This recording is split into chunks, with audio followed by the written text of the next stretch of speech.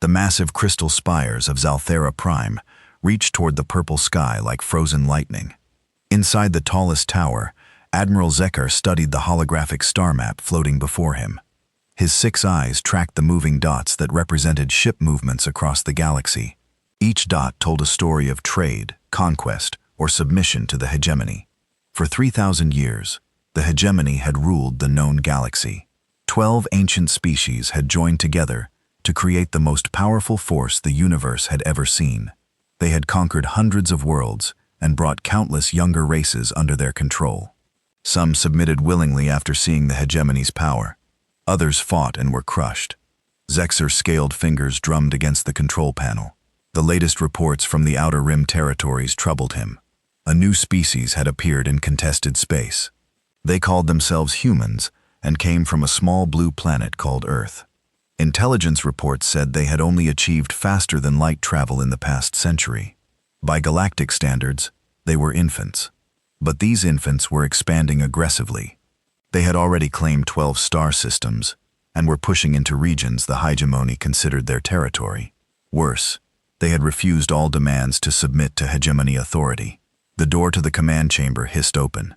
Fleet Marshal Quindar entered, his massive form casting shadows across the room. The theory commander stood nearly 3 meters, tall with armor-plated skin that could deflect most energy weapons. His species had been among the founding members of the hegemony. Admiral Quindar's voice rumbled like distant thunder. The Council has made their decision regarding the human situation. Zekar turned away from the star map. And what does the Council decree? Standard subjugation protocol. The Third Fleet will handle this minor inconvenience. Quindar's mandibles clicked in what passed for amusement among his people. 500 ships should be more than adequate for such a primitive species. The Third Subjugation Fleet was one of the hegemony's most feared weapons. It had never failed to bring a species to heel. Most civilizations surrendered the moment they detected the fleet's approach. The few who chose to fight were quickly overwhelmed by superior numbers and technology. Has anyone analyzed their military capabilities? Zekar asked.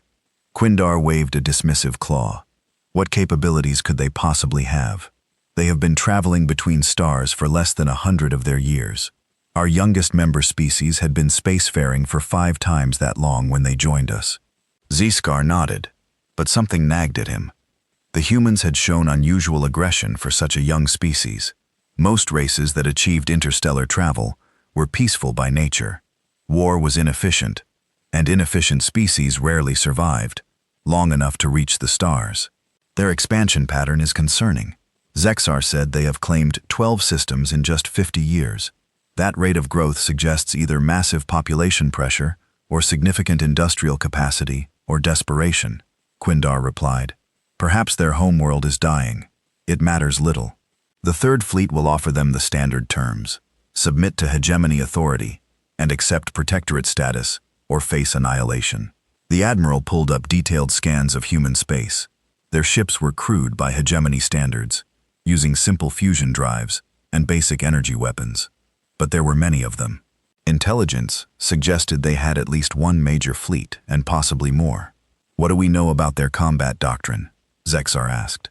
They appear to favor small, fast ships over the massive vessels preferred by most species. Analysis suggests they lack the industrial capacity to build proper warships. Quindar's tone carried the confidence of someone who had crushed dozens of upstart civilizations. Their largest vessels are barely the size of our destroyers. Zekar studied the tactical data more carefully. Human ships were indeed small, but they appeared to be heavily armed for their size. More concerning was their apparent willingness to fight. Most young species avoided conflict with established powers. The humans seemed to actively seek it. Admiral Zekar. Another voice interrupted. The chamber's communication system crackled to life. Priority message from Deep Space Reconnaissance. Report, Zekar commanded. Sir, we have confirmation that a human fleet is massing in the Kepler 442 system. Estimated strength is 50 vessels. They appear to be waiting for something. Quindar's laugh was like grinding stone. 50 ships against 500. This will be over before it begins. But Zekar felt a chill run down his spine. 50 ships was a significant force for such a young species. It suggested the humans were serious about fighting, not just posturing. Most concerning of all, intelligence reports indicated this might not be their only fleet. Meanwhile, in the Kepler 442 system, Admiral Sarah Chen stood on the bridge of the TDF Indomitable. The ship was the pride of Earth's first fleet, though. It would seem primitive to alien eyes. Its hull was angular and practical, designed for function rather than beauty. Weapon ports dotted its surface, like the eyes of some ancient predator. Chen studied the tactical display, showing her fleet positions. 50 ships against an enemy force 10 times larger. By any reasonable standard, they were about to be slaughtered. But Chen knew something the aliens didn't. "Admiral," her communications officer reported, "long-range sensors are detecting massive energy signatures approaching from the edge of the system. Whatever's coming, it's big." "How big?" Chen asked. 500 contacts, ma'am. Maybe more." Chen nodded calmly. She had expected this. Earth's intelligence network had tracked the movement of hegemony forces for weeks. They knew exactly what was coming and had prepared accordingly. "Signal the fleet," Chen ordered. "All ships to battle stations. Commence Operation Hammer." The crew moved with practiced efficiency. Earth's military had been preparing for this moment for decades. Every simulation, every training exercise, every technological development had been aimed at this confrontation. Chen walked to the forward viewing port and gazed out at the stars. Somewhere among them was Earth, humanity's cradle world. Behind her lay 50 years of human expansion into space. Ahead lay either victory or extinction. "Ma'am," her tactical officer called out, "the alien fleet is dropping out of hyperspace. They're broadcasting on standard diplomatic frequencies." "Put it through," Chen replied. The bridge speakers crackled with an electronic translation of the alien message. The voice was cold and mechanical, drained of emotion by the translation software. "Attention, human vessels.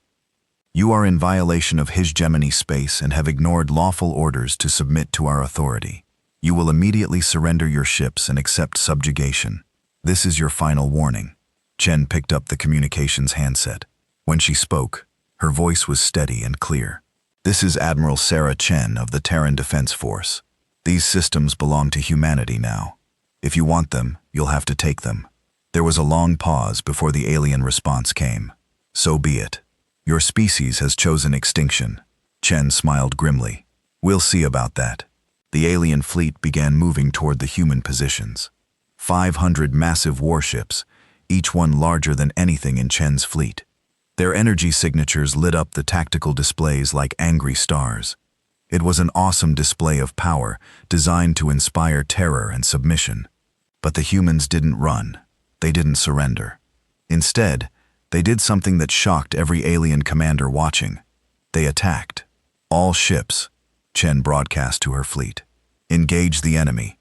Show them what humans can do." The Battle of Kepler 442 was about to begin. In the coming hours, the galaxy would learn that humanity was unlike any species they had encountered before. The hegemony expected another easy victory over a primitive civilization. They were about to discover how wrong they could be. Chen's ships moved forward in perfect formation, their engines burning bright against the darkness of space. Each vessel carried the hopes and dreams of 8 billion humans. Each crew member knew they were fighting not just for territory, but for their species' right to exist among the stars. The aliens had experience, numbers, and superior technology. But the humans had something else entirely. They had the desperate courage of a species that refused to bow down no matter the odds. As the two fleets closed the distance between them, Admiral Zekar watched from his command ship at the rear of the hegemony formation. Something felt wrong about this engagement. The humans should be fleeing or surrendering, not advancing to attack. "Fleet Marshal," he called to Quindar, "perhaps we should reconsider our approach. These humans seem unusually confident." Quindar dismissed his concerns with a wave. "Confidence means nothing against superior firepower.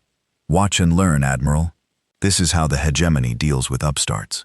But as the first energy beams began to fly between the opposing fleets, Zexar couldn't shake the feeling that they were about to learn something themselves. Something that would change everything they thought they knew about warfare in the galaxy. The humans were coming, and they weren't backing down. The first energy beams lanced across space between the two fleets. Hegemony plasma cannons fired with the power of small stars. their brilliant blue-white streams designed to vaporize any ship they touched. The alien commanders expected to see human vessels simply disappear under the devastating barrage. Instead, the human ships did something impossible. They moved. Not the slow, predictable course changes that most spacefaring species used in combat, but violent, chaotic maneuvers that defied every principle of space warfare. Human ships twisted and rolled like atmospheric fighters, pulling acceleration forces that should have killed their crews instantly. Captain Marcus Rodriguez gripped the controls of his fighter as it dove through a cloud of debris, pulling 15 gravities in a spiraling turn that would liquefy most organic beings. His modified physiology, enhanced with cybernetic implants and genetic treatments, allowed him to remain conscious where others would black out. "Tiger Squadron, form up on me," Rodriguez broadcast to his wing. "We're going hunting." Behind him, 11 other fighters followed in impossible formation, flying. They moved like a school of fish, each pilot instinctively knowing where the others would be. Years of training in Earth's gravity wells and asteroid fields had given them abilities that seemed supernatural to alien observers. The Hegemony fleet had expected to face a defensive formation, with the humans trying to protect their larger ships behind screens of smaller vessels. Instead, they found themselves under attack from every direction at once. Human ships didn't follow the established rules of space combat. They acted like predators, seeking out weakness and exploiting it without mercy. Admiral Chen watched the tactical display from the bridge of the Indomitable. Her fleet was vastly outnumbered, but numbers meant nothing if you couldn't hit your target. Human pilots had trained for this their entire lives, pushing their bodies and ships to limits that other species considered suicide. "Weapons officer," Chen called out. "Target the enemy flagship. Load tungsten penetrators." "Ma'am, at this range, the projectiles won't have sufficient velocity to penetrate their shields." Chen smiled coldly. Who said anything about long range? That the Indomitable suddenly accelerated directly toward the center of the Hegemony formation. It was a maneuver so insane that the alien commanders didn't know how to respond. No sane species would charge directly into the teeth of an enemy fleet. But humans weren't sane by galactic standards. The massive human dreadnought plowed through the Hegemony formation like a shark through a school of fish. Its kinetic weapons fired continuously, launching tungsten rods at relativistic speeds. The Hegemony's energy shields, designed to deflect plasma and laser weapons, were useless against simple mass moving at incredible velocity. The tungsten rods punched through alien hulls like needles through paper. Ships that had survived countless battles across the galaxy found themselves crippled or destroyed by what amounted to very fast rocks. Fleet Marshal Quindar stared at his tactical display in disbelief. His forces were taking casualties at an unprecedented rate. The humans were using tactics that violated every principle of civilized warfare. They seemed to have no regard for their own safety, throwing their ships into suicidal attacks that somehow succeeded. "All ships," Quindar broadcast, "concentrate fire on the human flagship. Destroy it, and their formation will collapse." Dozens of Hegemony vessels turned their weapons on the Indomitable. Energy beams converged on the human ship from every direction. The concentrated firepower should have vaporized it instantly. Instead, the Indomitable vanished. For a moment, the alien commanders thought their weapons had completely destroyed the massive human vessel. Then, their sensors detected it again, kilometer away from where it had been. The ship had somehow moved faster than light without entering hyperspace. "Impossible," Quindar whispered. On the Indomitable's bridge, Chen allowed herself a moment of satisfaction. Earth scientists had reverse-engineered alien technology from a derelict ship found in Sol's asteroid belt decades earlier. But they hadn't simply copied it. They had improved it, combining alien principles with human ingenuity to create something entirely new. "Jump drive recharged, Admiral," her engineering officer reported. "Excellent. Target that cluster of destroyers and prepare for another micro-jump." The Indomitable blinked out of existence again, reappearing in the middle of a Hegemony formation. At point-blank range, its weapons tore through alien ships before they could react. Then it vanished again, leaving only wreckage behind. Across the battlefield, human ships were demonstrating abilities that shouldn't exist. Fighters moved with impossible agility. Capital ships jumped around the battlefield like ghosts, and every human weapon seemed designed to bypass Hegemony defenses. Admiral Zexar watched the slaughter from his command ship and felt fear for the first time in centuries. The humans weren't just winning, they were making it look easy. His species had dominated the galaxy for 3 millennia, but these newcomers fought like they had been born for war. "Admiral," his communications officer called out, "we're receiving surrender requests from multiple ships. The 7th Squadron is requesting permission to withdraw." Zexar looked at the tactical display. Half of the hegemony fleet was already destroyed or crippled. The humans had lost less than half their ships, and they showed no signs of slowing down. "Fleet Marshal," Zexar called to Quindar, "we need to withdraw. We're being slaughtered. Withdraw."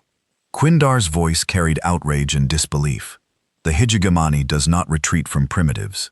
But even as he spoke, another group of human fighters swept through his formation, their weapons cutting alien ships apart, like a hot knife through butter. Captain Rodriguez led the charge, his fighter dancing between enemy fire with inhuman precision. The human pilot locked onto a hegemony cruiser and fired a single shot. The tungsten penetrator accelerated to nearly a quarter of light speed, punched through the ship's shields and hull like they weren't there. The cruiser exploded in a brilliant flash of light.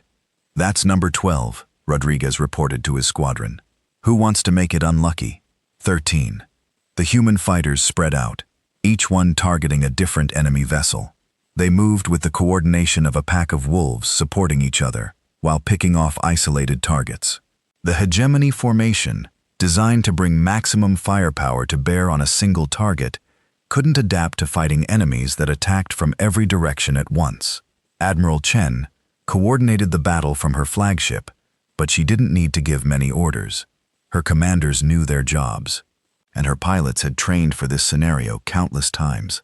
The humans fought with the efficiency of a machine and the ferocity of wild animals. "Admiral," her tactical officer reported, "enemy flagship is attempting to withdraw." Chen looked at the tactical display.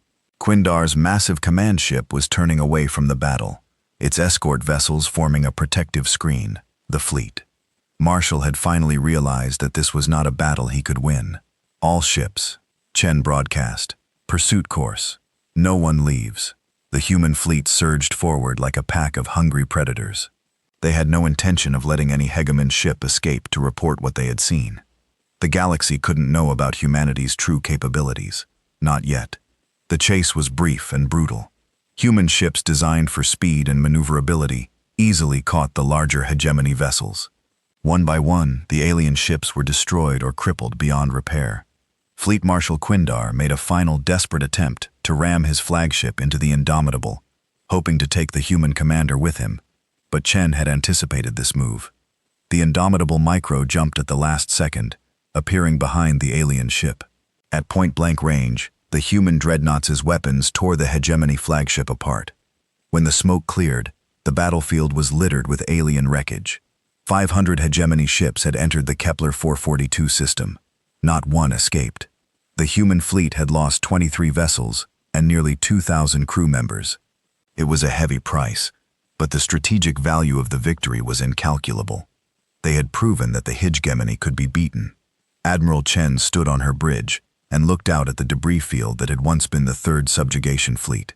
The hegemony had ruled the galaxy for 3,000 years, through fear and superior firepower.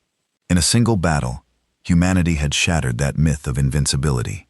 "Communications," Chen ordered. "Signal Earth. Operation Hammer is complete. Phase 1 successful." The message would take weeks to reach Earth through normal channels, but it would arrive eventually. The politicians and generals back home would be pleased. They had wanted proof that humanity could stand against the galactic powers. Now they had it. But Chen knew this was only the beginning. The hegemony would not accept this defeat quietly. They would send more ships, bigger fleets, more advanced weapons. The next battle would be even more dangerous. That was fine with her. Humanity had been preparing for this war for 50 years. They had plans within plans, weapons the enemy couldn't imagine, and a willingness to do whatever it took to survive.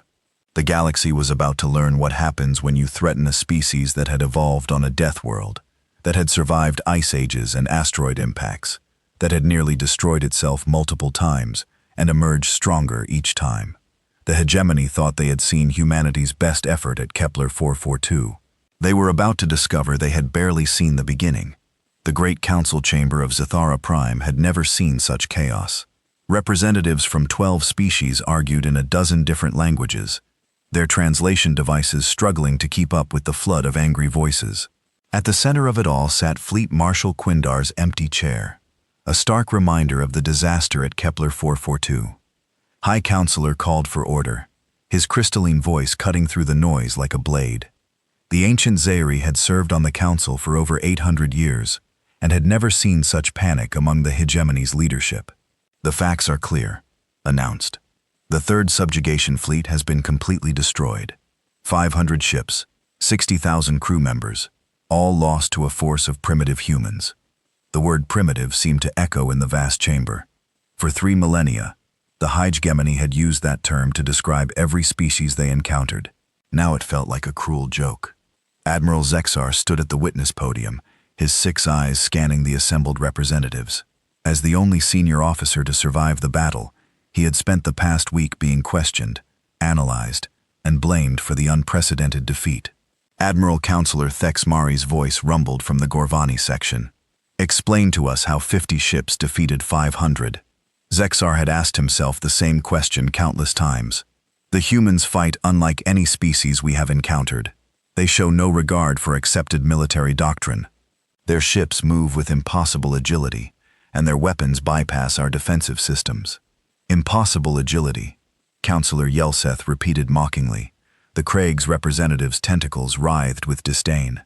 "Are you suggesting these humans have violated the laws of physics?" "I'm suggesting they have found ways around limitations that other species accept as absolute." Zexar pulled up a holographic display showing the battle. Their pilots regularly pulled 15 to 20 gravities, while remaining conscious and effective. Their capital ships performed micro-jumps that should require massive energy expenditures. They used kinetic weapons that penetrated our best shields. The chamber fell silent as the recording played. The assembled representatives watched in horror as the Third Fleet was systematically torn apart by forces that seemed impossibly small and primitive. High Counselor Veltar leaned forward. "What do our intelligence reports tell us about their capabilities?" Zexar's mandibles clicked nervously. "That is perhaps the most disturbing aspect of this situation. Initial reports suggested the humans had only one major fleet. Recent intelligence indicates this may have been incorrect." "Elaborate," demanded. "Intercepted communications and deep space observations suggest the destroyed fleet was designated First Fleet. This implies the existence of additional fleets." The chamber erupted in shocked voices. The idea that the humans might have more than one fleet had not occurred to most council members. Young species typically struggled to build and maintain even a single space navy. Counselor Thexari's voice boomed over the chaos. "How many additional fleets?" "Unknown," Zexar admitted. "But communications intercepts reference numbers up to 11. The silence that followed was deafening. 11 fleets meant the humans could potentially field over 500 ships total. For a species that had achieved interstellar travel less than a century ago, such numbers were unthinkable. High Counselor Veltar's crystalline features remained impassive, but those who knew him well could see the concern in his multi-faceted eyes. "What do we know about their industrial capacity?" The chamber's main display shifted to show intelligence reports from human space.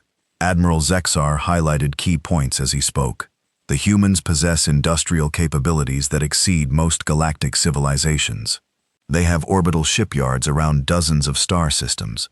Their homeworld alone has a population exceeding 8 billion, all apparently dedicated to military production."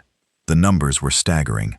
Most spacefaring species had populations in the hundreds of millions, spread across multiple worlds. The idea of 8 billion beings on a single planet, all working toward a common military goal, was terrifying. Counselor Yilseth's tentacles writhed with agitation. "How did our intelligence services miss such obvious signs of military buildup?" "Because we weren't looking for them," Zexar replied bluntly. "Our analysts dismissed the humans as primitives. We assumed their rapid expansion was driven by desperation, not strength. The truth was uncomfortable, but undeniable. The hegemony's intelligence apparatus was designed to monitor established powers and potential threats from known civilizations. They had no framework for analyzing a species that seemed weak, but possessed hidden strength. Counselor Felnax of the Vorlani delegation stood slowly. We must consider the possibility that our entire strategic doctrine is flawed. For 3,000 years, we have relied on overwhelming force to subdue young civilizations. What happens when overwhelming force is insufficient? The question hung in the air like a death sentence. The hegemony's power rested on the myth of their invincibility. Every species in the galaxy believed that resistance was futile, because the hegemony always won. If that myth was shattered, their empire would crumble. High Counselor called for a private session. The chamber cleared except for the 12 counselors and their most trusted advisors. When the massive doors sealed shut, the real discussion began. We face an existential threat, stated simply. If word of this defeat spreads, every subject species will begin to question our authority. Rebellions will follow. Our empire will collapse. Then we ensure word does not spread. Counselor Thexari growled. We destroy these humans completely. No survivors. No witnesses. No evidence. With what? Counselor Yilseth demanded. They just destroyed our third fleet. What makes you think we can succeed with conventional forces? The Gorvani representative's massive form shifted dangerously. Then we use unconventional forces. The Grand Armada has never been defeated. The Grand Armada was the hegemony's ultimate weapon. 2,000 ships representing the combined might of all 12 member species. It had only been assembled 3 times in galactic history, and each time had resulted in the complete extinction of the target civilization. The Grand Armada would take months to assemble, Admiral Zexar pointed out, and the humans will not remain idle during that time. Let them prepare, Counselor Felnax said quietly. It will make no difference. 2,000 ships against their 11 fleets. Even if each of their fleets equals our third fleet in capability, they will still be outnumbered 4-1. But Zexar wasn't convinced. The humans had shown capabilities that defied conventional analysis. Their willingness to fight against impossible odds suggested they had plans beyond what intelligence could detect. Meanwhile, in the Sol system, Admiral Sarah Chen stood in the briefing room of Earth Defense Command.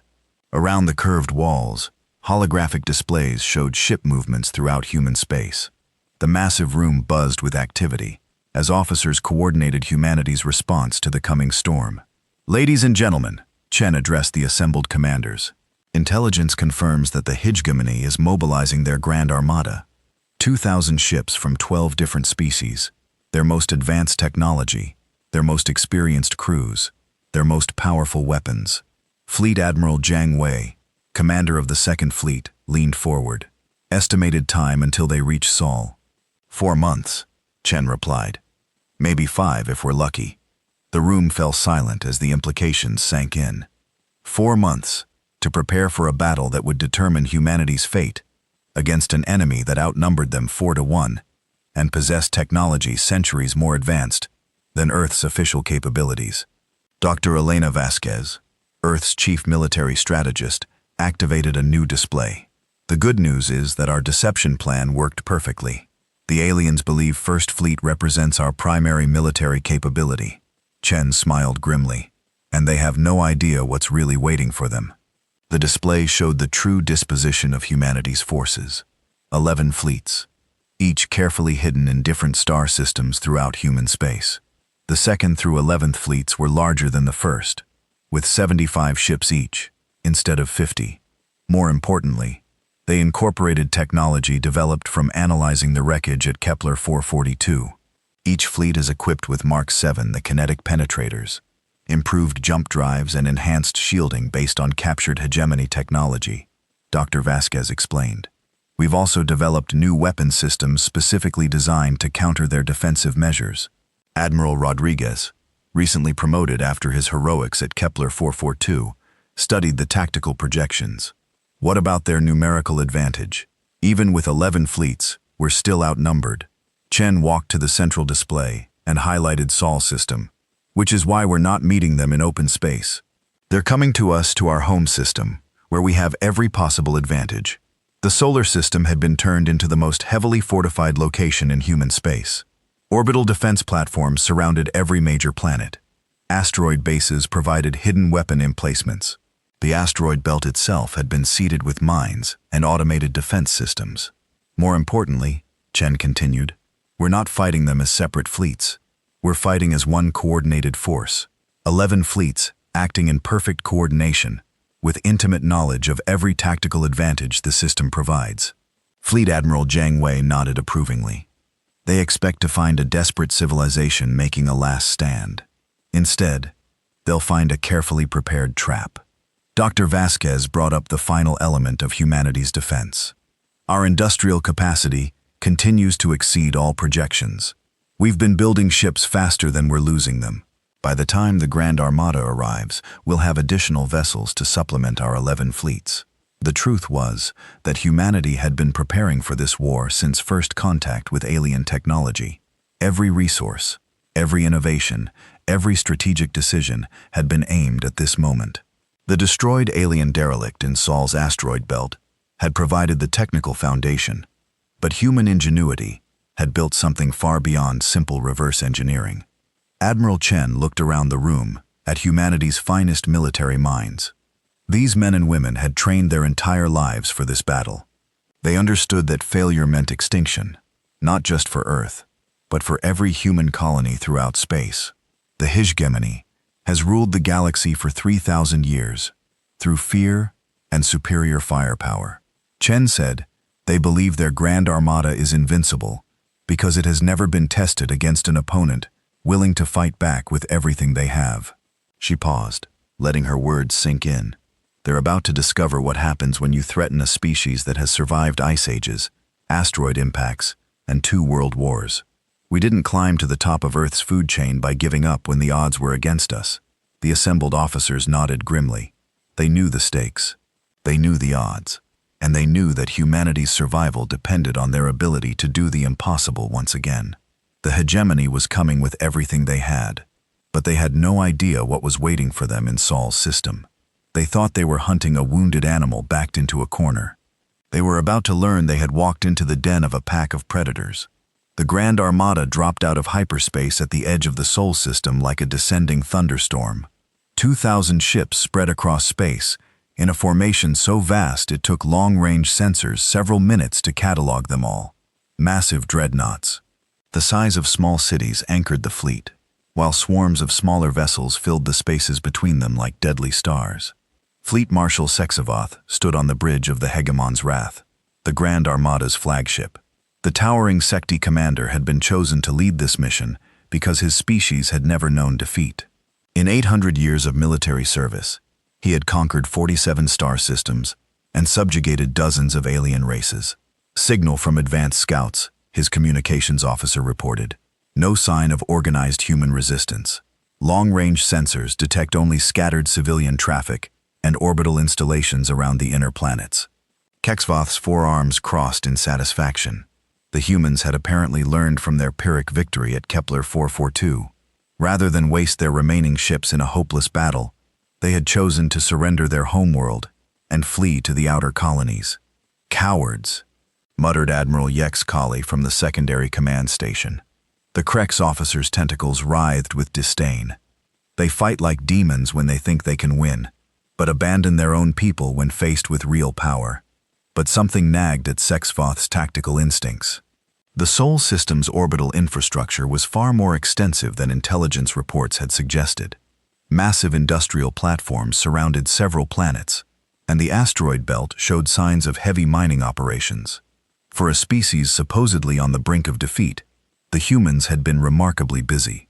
Tactical analysis, Sexavoth ordered. Where are their fleets?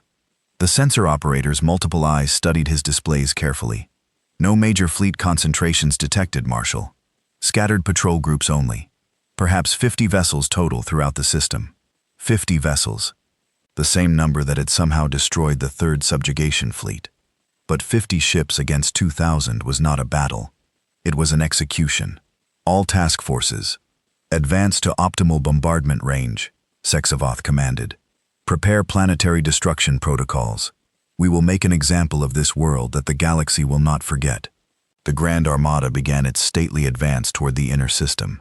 Ship captains who had fought in dozens of campaigns prepared their most devastating weapons. Planet-killer missiles were armed and targeted. Energy cannons capable of boiling oceans charged their capacitor banks. In the asteroid belt, Admiral Sarah Chen watched the alien fleet approach from the command bridge of the Indomitable. Her flagship hung motionless among the tumbling rocks, hidden by sophisticated stealth systems and the natural electromagnetic interference of the belt itself. "They're taking the bait," her tactical officer reported quietly. "Maintaining standard formation. Advancing at 7 light speed," Chen nodded. The aliens were doing exactly what humanity's strategists had predicted. Their formation was designed for maximum intimidation and overwhelming firepower, but it was also rigid and predictable, perfect for what came next. "Signal all fleet commanders," Chen ordered. "Execute Revelation Protocol. Show them what they're really facing." Throughout the Sol system, space began to shimmer. The Second Fleet materialized near Jupiter's largest moon, 75 ships dropping their stealth fields in perfect synchronization. Fleet Admiral Zhangyi's flagship led the formation, its weapons already tracking targets in the approaching Armada. Near Saturn, the Third Fleet under Admiral Martinez revealed itself, emerging from hiding positions among the planet's rings. The Fourth Fleet appeared near Mars, while the Fifth took position near Venus. One by one, the hidden fleets of humanity showed themselves. On the bridge of the Hegemon's Wrath, chaos erupted as sensor alarms screamed warnings throughout the ship. Multiple contacts appearing throughout the system. The sensor operator shouted, 50, 100, 200 contacts, and climbing. Admiral Yexi's tentacles writhed in confusion. Impossible. Our intelligence confirmed they only had one fleet, not one fleet. Sexavoth said quietly, his tactical mind finally grasping the scope of humanity's deception. They had 11. The final revelation came as the largest human formation materialized directly ahead of the Grand Armada. The 6th through 11th fleets dropped their stealth systems simultaneously, appearing so close that some alien ships had to take evasive action to avoid collision. Over 800 human vessels now surrounded the Grand Armada, their weapons powered and targeting systems locked. What should have been a simple punitive expedition had become a carefully orchestrated trap. Fleet Admiral Jiang Wei opened communications to the alien fleet. His voice was calm and professional, carrying no trace of the emotions that must have been running through him. "Attention, hegemony forces. This is Fleet Admiral Jiang Wei of the Terran Defense Force. You have entered Sol System with hostile intent. You will immediately power down your weapons and prepare to be boarded, or we will destroy you." The transmission was met with stunned silence. For long seconds, nobody on either side moved or spoke. The idea of a human ultimatum to the Grand Armada was so unprecedented that many alien commanders simply couldn't process it. Sexavoth recovered first. His voice cracked like a whip across the command frequencies. "All ships emergency formation change. Concentrate firepower on the nearest human formations. Show these primitives the price of their arrogance." But the Grand Armada's formation had been designed for intimidation, not tactical flexibility. The massive ships needed time and space to maneuver, and the humans had given them neither. As alien vessels tried to reposition themselves, human ships struck with surgical precision. Admiral Rodriguez led the assault, his enhanced reflexes allowing him to coordinate multiple fighter squadrons simultaneously.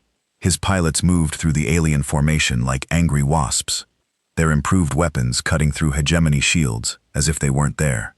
"Target the command ships," Rodriguez broadcast to his wing commanders. "Cut off their head, and the body will follow." Human fighters swarmed around the massive alien dreadnoughts, too small and fast for the big ship's main weapons to track. Their kinetic penetrators punched through armor that had never been breached, sending internal explosions rippling through ships that had seemed invulnerable.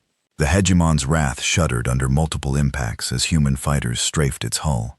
Sexavoth watched in disbelief as his flagship's shields failed under the assault of weapons that should have been primitive by galactic standards.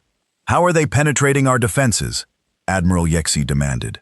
The answer came from the flagship's chief engineer, Aknari, who had spent decades working with hegemony technology.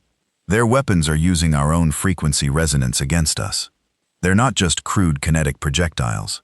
They're specifically designed to disrupt our shield harmonics." It was true.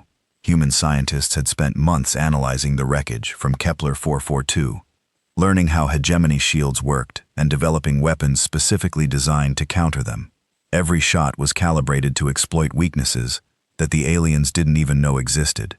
Admiral Chen coordinated the battle from her position in the asteroid belt, using the natural cover to avoid the worst of the alien firepower, while her tactical systems painted targets for the other fleets. 7th Fleet, concentrate on their left flank, she ordered. 9th Fleet, hit their supply ships. 10th Fleet, prepare for pursuit operations. The human forces moved with precision that seemed impossible for such a large formation. HFY's separate fleets acting as one organism, each commander knowing exactly where the others would be and what they would do next. Years of training and preparation had created a level of coordination that the aliens couldn't match. The battle was not without cost. Human ships fell under the concentrated fire of alien weapons, their crews dying in brilliant flashes of light. But for every human vessel destroyed, 3 alien ships were crippled or destroyed in return. Kexvoth realized with growing horror that his Grand Armada was being systematically dismantled. Ships that had conquered star systems were being reduced to debris by opponents they had dismissed as primitives. The myth of hegemony invincibility was being shattered before his eyes. All ships emergency retreat, he finally ordered. Fall back to the jump point. But the humans had anticipated this move as well. The 11th Fleet, positioned near the system's edge, blocked the most direct escape route. Alien ships found themselves trapped in a killing field, caught between the anvil of the inner system defenses and the hammer of humanity's mobile fleets. Admiral Jiang Wei's voice cut through the chaos of battle. Hegemony forces, this is your final warning. Surrender now, and your crews will be treated according to the conventions of civilized warfare. Continue fighting, and we will destroy every ship in your fleet. Some alien captains, seeing the futility of continued resistance, began powering down their weapons. But Kexavoth refused to accept defeat. The Grand Armada had never surrendered, and he would not be the first commander to break that tradition. Continue the attack, he ordered. The honor of the hegemony demands nothing less. It was a fatal mistake. The human forces, seeing that the aliens would not surrender, unleashed the full fury of their arsenal. New weapon systems that had been held in reserve were brought online. Experimental technologies developed specifically for this battle were deployed for the first time. The results were devastating. Alien ships that had seemed invulnerable moments before began exploding in chains of secondary detonations. The Grand Armada's formation collapsed completely, as ships fled in panic or died where they stood. In the end, fewer than 300 ships escaped the Sol system. The Grand Armada, the hegemony's ultimate weapon, had been not just defeated, but utterly destroyed.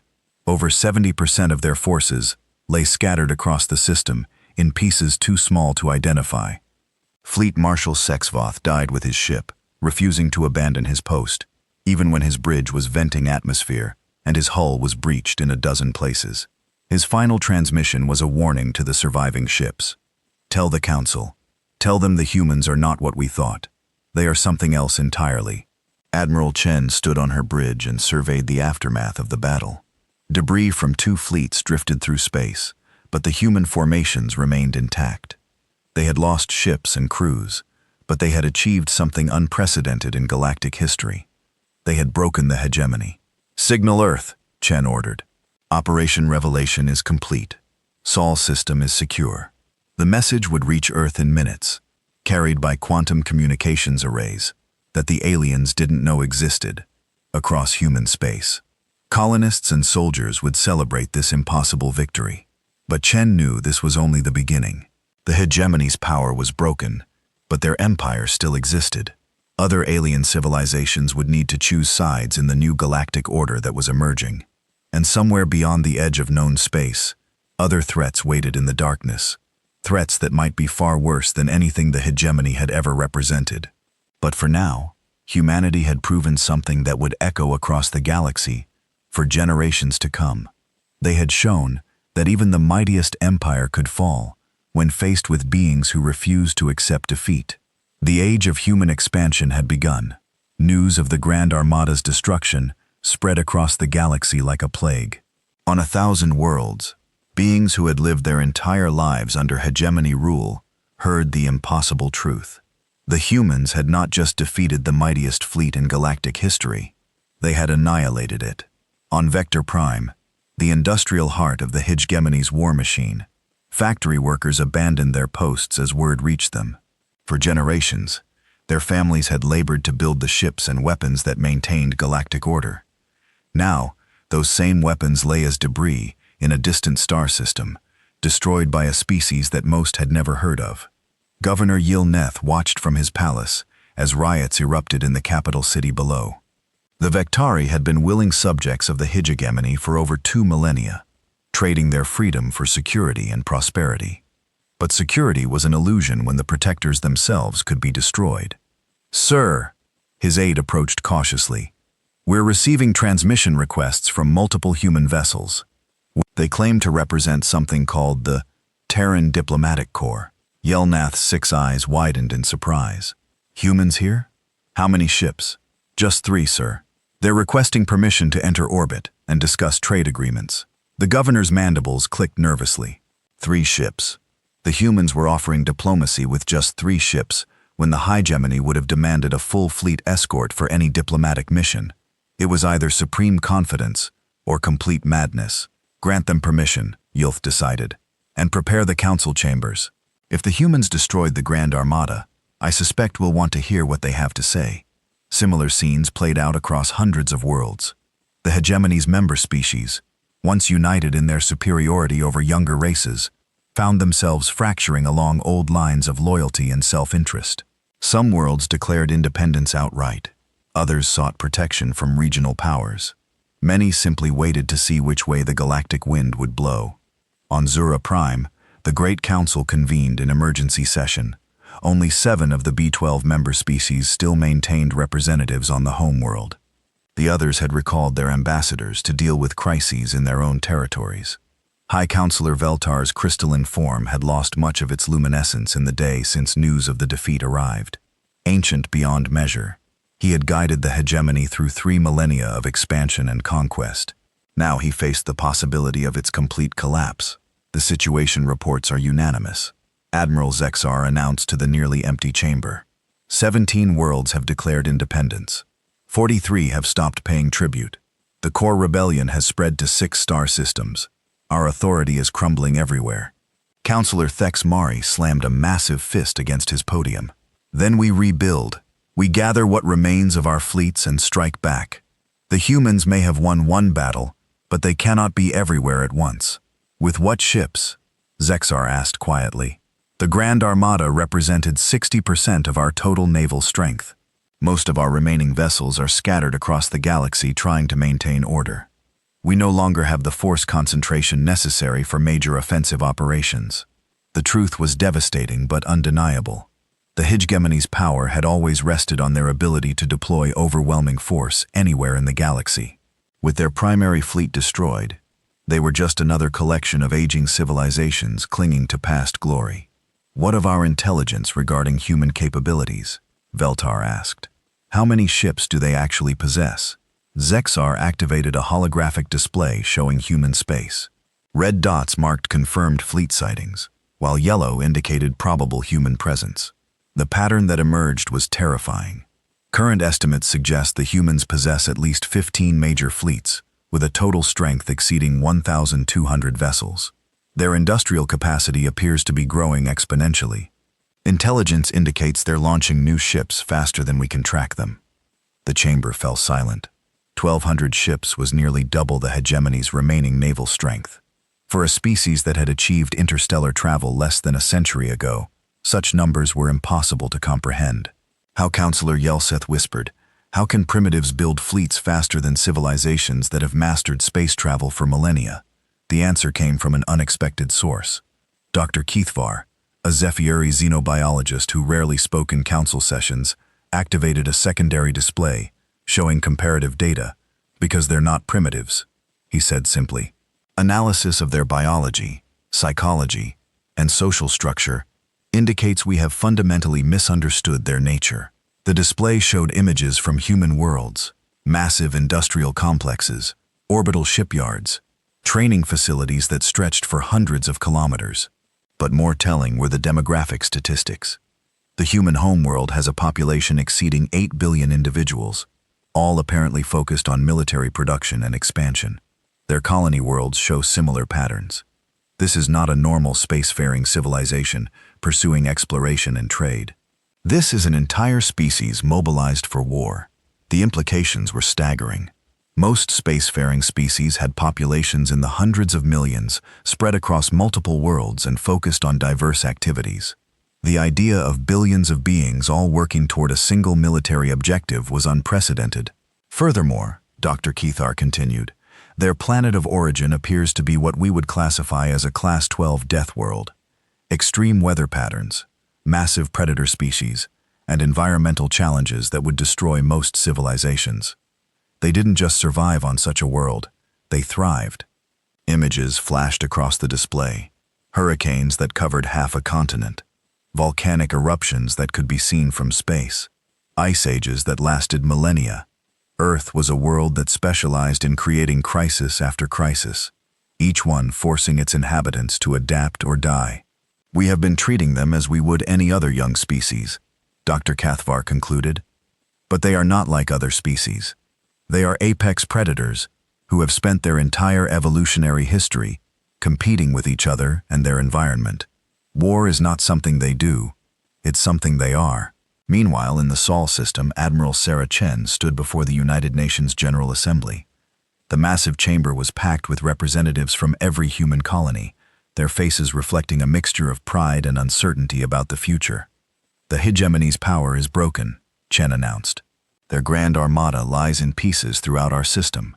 Their member species are abandoning them, and their authority is crumbling across the galaxy. Applause filled the chamber, but Chen raised her hand for silence. But victory in battle is only the beginning. We now face the challenge of building a new galactic order, one that serves the interests of all spacefaring species rather than the few. Secretary General Martinez stepped forward. Admiral, what are our current military capabilities? How many fleets can we deploy if other threats emerge? Chen smiled grimly. As of today, the Terran Defense Force consists of 17 active fleets. The 12th through 17th fleets became operational during the past month, incorporating the latest advances in alien technology. The number sent murmurs through the assembly. 17 fleets meant over 1,300 ships, more than enough to challenge any remaining galactic power. But the truly shocking revelation came next. Additionally, our shipyards are currently constructing an additional 20 fleets. We estimate full operational capacity within 18 months. The chamber erupted in shocked voices. 37 fleets would give humanity naval superiority over the entire known galaxy. For a species that had been unknown to galactic civilization just 5 years earlier, such expansion was breathtaking. Dr. Elena Vasquez took the podium to explain the strategic implications. Our analysis suggests that several major galactic powers will attempt to fill the vacuum left by the hegemony's collapse. The Zathari Federation has already begun expanding into former hegemon space. The Corvani Empire is mobilizing their fleets. We must be prepared for multiple conflicts. But humanity's plans went far beyond simple military preparation. Fleet Admiral Jiang Wei outlined the Terran Diplomatic Initiative, a comprehensive program to establish relationships with former hegemony worlds. We're not seeking to replace the hegemony as galactic overlords, Jennings explained. Instead, we're offering partnership to any species willing to embrace peaceful coexistence and mutual benefit. The program was already showing results. Over 50 worlds had requested formal diplomatic contact with Earth. Trade agreements were being negotiated with dozens of species. Most importantly, several former hegemony military commanders had offered to share intelligence about other galactic threats. Admiral Chen returned to the podium for the final announcement. There is one more thing the Assembly should know. Our long-range reconnaissance has detected massive energy signatures beyond the galactic rim. Something large is moving in the dark space between galaxies. The chamber fell silent. The implication was clear. Humanity's victory over the hegemony might have attracted the attention of something far worse. We don't know what it is, Chen continued, but preliminary analysis suggests vessels of unprecedented size, possibly an extragalactic civilization, that has been watching our galaxy for some time. The news was sobering, but not unexpected. Earth scientists had long theorized that advanced civilizations might exist in the spaces between galaxies. The question was whether they were potential allies or threats. Regardless of what comes, Chen concluded, humanity will be ready. We have proven that we can stand against any challenge. We have the ships, the technology, and the will to defend not just Earth, but any world that chooses to stand with us. The Assembly voted unanimously to support the military expansion program. Resources would be allocated, shipyards expanded, and new fleets constructed. Humanity was preparing for whatever challenges the galaxy might bring.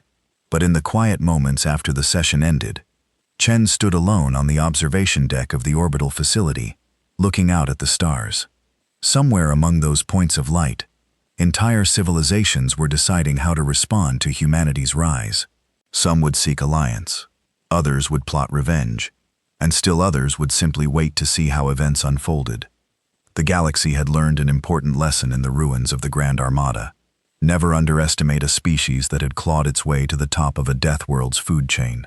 Humanity had spent millennia learning to survive, adapt, and overcome impossible odds. Now they were bringing those lessons to the stars. Admiral Xkar's final transmission, broadcast to every corner of the galaxy, echoed through the minds of beings who had witnessed the impossible. We thought one human fleet was terrifying. We were wrong. When they revealed 10 more, we realized the horrible truth. Those 11 fleets were just the beginning. Humanity doesn't build military forces. They build military civilizations. The message served as both warning and prophecy. The age of hegemony dominance was over. The age of humanity had begun. And in the vast darkness beyond the galactic rim, ancient eyes turned toward the light, curious about the newcomers who had so dramatically announced their presence to the universe.